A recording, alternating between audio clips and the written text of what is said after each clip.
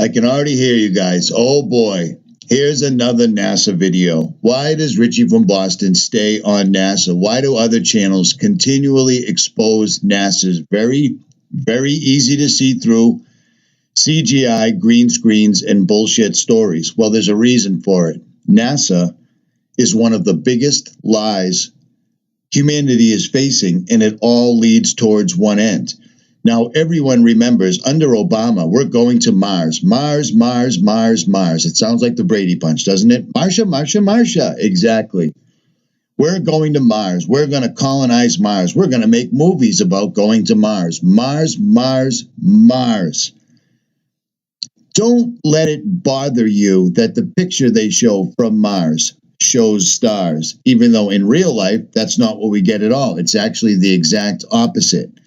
Don't let it bother you that the atmosphere on Mars is absolute poison. Don't let it bother you that the Curiosity rover that's allegedly up on Mars is catching wildlife that you would find on the planet Earth in either Greenland or Nova Scotia. Yeah, that's a thing. This is directly from the Curiosity rover. That's a fact. I didn't make this up. This is what they sent back. And it turns out that this is a indigenous animal from the colder regions where they're probably actually filming the Curiosity rover. Now, come on, Richie, there's a Curiosity rover on Mars. They tell us about it all the time. Well, they do tell us about it all the time. But then they tell us the exact and total opposite all the time. Don't believe me? Let's check out ODD TV real quick and see what he's come up with. NASA claims that we successfully landed man on the moon 6 times between 1969 and 1972. Here we are in 2016, and NASA constantly tells us that we can't go beyond low Earth orbit. Low Earth orbit is between 99 miles and 1,200 miles away.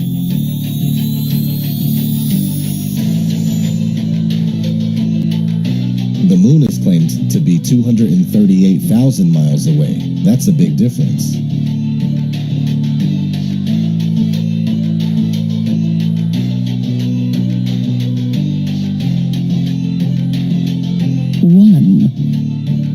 NASA's next spacecraft, already being built and tested across America, will do those things and more. This is the spacecraft that's going to take humans to explore the solar system. It's the next big step for NASA in exploration. Called the Orion Multipurpose Crew Vehicle, or MPCV, this next-generation spacecraft will enable America to explore beyond low Earth orbit. 2. As we get further away from Earth, we'll pass through the Van Allen belts, an area of dangerous radiation. But Orion has protection. Shielding will be put to the test as the vehicle cuts through the waves of radiation. Sensors aboard will record radiation levels for scientists to study. We must solve these challenges before we send people through this region of space. 3. Plan that NASA has is to build a rocket called SLS, which is a heavy lift rocket. It's something that is much bigger than what we have today, and it will be able to launch the Orion capsule with humans on board, as well as landers or other components to destinations beyond Earth orbit. Right now, we only can fly in Earth orbit. That's the farthest that we can go. And this new system that we're building is going to allow us to go beyond and hopefully take humans into the solar system to explore. So the moon, Mars, asteroids, there's a lot of destinations that we could go to, and we're building these building block components in order to allow us to do that eventually.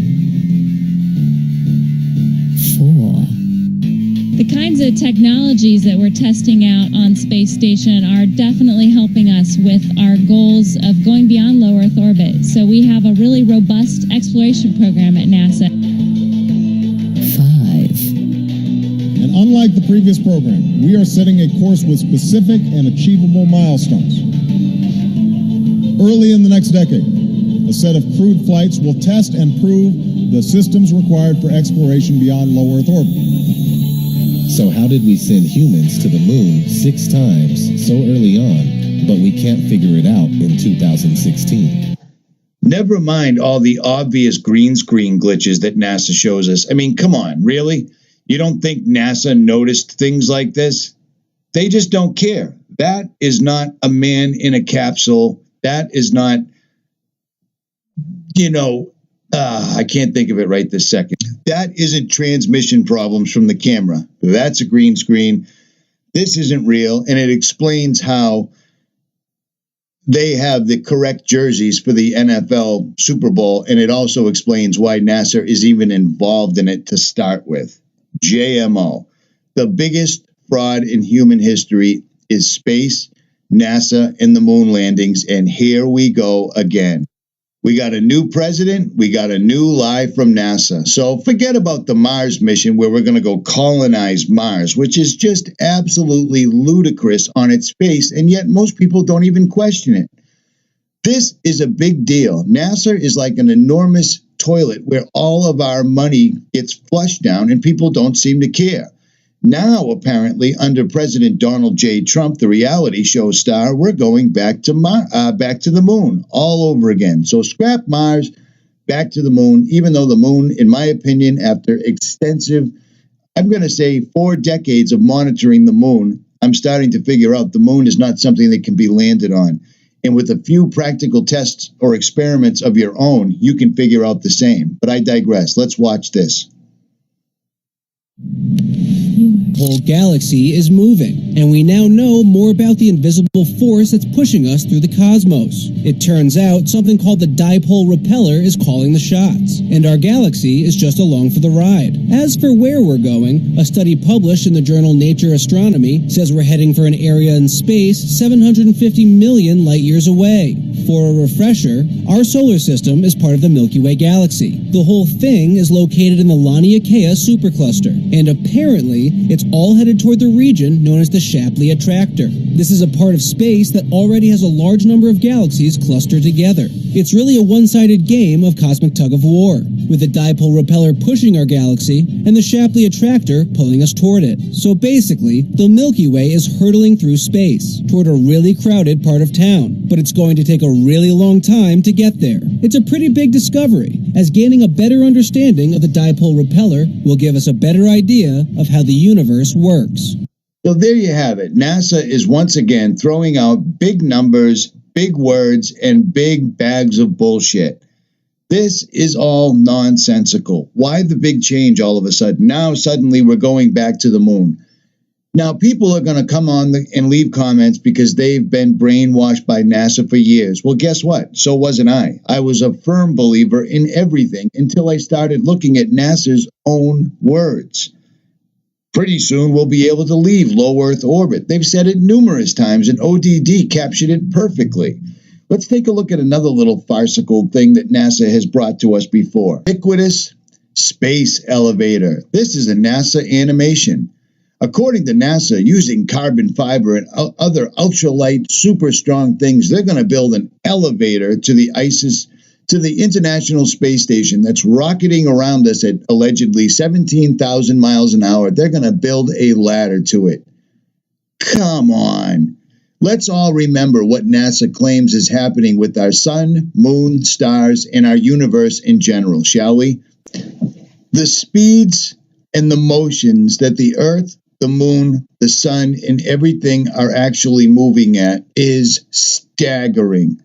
When you put everything together, we're allegedly moving at millions of miles per hour, yet everything is perfectly still, and somehow an invisible force that's never been proven. Gravity is simply a theory, much like the Big Bang Theory and everything else that they write down. That was a theory and is now fact. But somehow on this entirely incredibly fast-moving juggernaut, NASA is going to build an elevator that goes straight up and down from here to the space station or to the moon. Absolutely ridiculous. Now, why do I think NASA is such an evil corporation?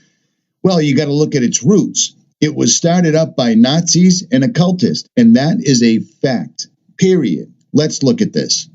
Now, if you've watched my channel for any length of time, you've already seen videos I put out about Jack Parsons, L. Ron Hubbard, and Aleister Crowley all engaging in an activity called Babylon Working, where they allegedly did a sex magic ritual and tore a small hole in the fabric of the universe at Area 51, where allegedly an entity flew in. And ever since then, in 1946, we've been inundated with UFO, mysterious lights in the sky, so on and so forth, ever since, not to mention the Roswell crash.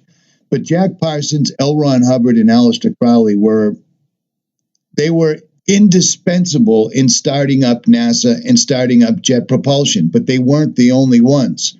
Again, Operation Paperclip, where they took the top Nazi scientists in rockets and brought them to America, cleared their history. Nobody got charged for any of their horrific alleged war crimes, and they all found a home here. It's funny that NASA and Nazi are so similar. And it's also funny that if you look at the NASA logo, it is the word Satan. Look at the red T that actually looks like a snake's tongue. But the entire history of this place is shady, and it always has been. And it appears that once again, NASA is going to try to trick humanity, change the subject, go from their farcical story of going to Mars to going back to the moon. At any rate, I'll leave links in the description. There's plenty more where this came. Richie from Boston. I am out.